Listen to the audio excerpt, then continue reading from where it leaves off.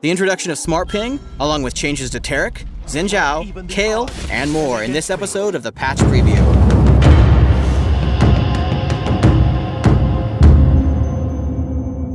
Hi Summoners, and welcome to the Patch Preview. I'm your host Tammet, and with me this week I have game designers Brackar and Feral Pony, who are going to be talking us through the changes coming in the next update for League of Legends. What's going on, guys? Doing well, thanks. Not much, man. How's it going? We'll kick this off with Smart Ping, which is an addition to our existing ping system that will give players more tactical options when communicating with their teammates. Brackar, what's Smart Ping all about? With Smart Ping, we wanted to give players more ways to communicate with their teammates, especially in situations where there isn't enough time to type. To facilitate this, we added in 4 new ping types: Danger, Enemy Missing, On My Way, and Assist Me. In addition to providing normal visual and audio cues, these new pings will also place an easily identifiable waypoint on the ground. For example, with the On My Way ping, there is a smaller arrow attached to it that rotates relative to where the pinging champion is. So you might see an On My Way ping appear in your lane, and you'll be able to instantly tell where your teammates are coming from, including the path that they're taking on the minimap. Players can access these additional pings through our new radial menu by holding down the associated hotkey and left-clicking anywhere on the map.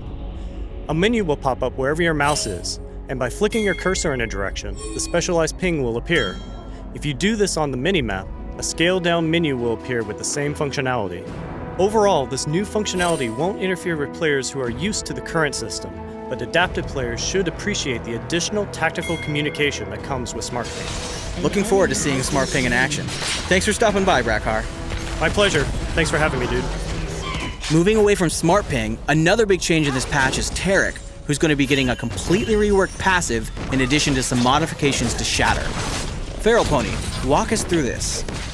Well, right now, Taric is the go-to pick for players who want to really bully their lane early before transitioning into late game with powerful aura effects. With these changes, we wanted to accomplish 2 things. 1, tone down Taric's heavy early game pressure and durability, and 2, expand his late game activity with more aggressive actions and opportunities. We're pursuing our first goal by taking away the flat armor aura bonus of Shatter. Taric is strong in lane because he brings so much additional tankiness and durability to both himself and his lane partner. So we've adjusted Shatter's passive aura from a flat armor bonus to an aura that scales with Taric's total armor. The end result is this should tone down some of Taric's early game pressure without changing the goals of him being a support pick. In terms of expanding Taric's late game activity, we've remade Gemcraft so that Taric's auto attacks now deal bonus magic damage equal to a percentage of his maximum mana.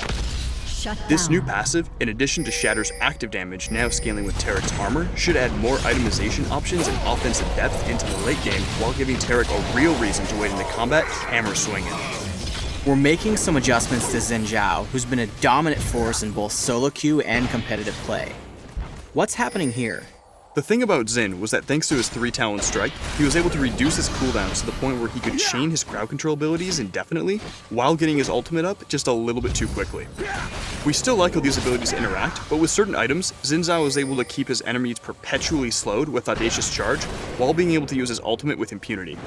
As a result of these observations, we've increased the cooldown of Audacious Charge and Crescent Sweep so that Xin players will be a little bit more mindful of their abilities, rather than just throwing them out whenever they can. Along that same line of thought, we've also toned down the base damage of Audacious Charge and Crescent Sweep.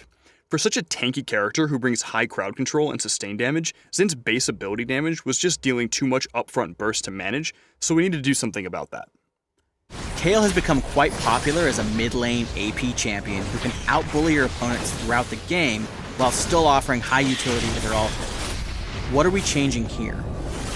So right now, Kayle is extremely strong across the board with her utility heals, a great ultimate, and tons of sustained damage from Reckoning and Righteous Fury.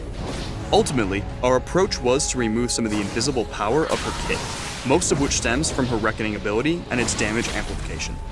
Going in, our goal was to make Reckoning have a higher recognizable impact as a spell, while also promoting Kayle's great utility as a unique strength. Now Reckoning no longer has damage amplification, and the slow duration has been reduced to tone down her lane presence. In exchange, we've upped Reckoning's missile speed and the slow amount at higher levels to give Kayle a little more battlefield control.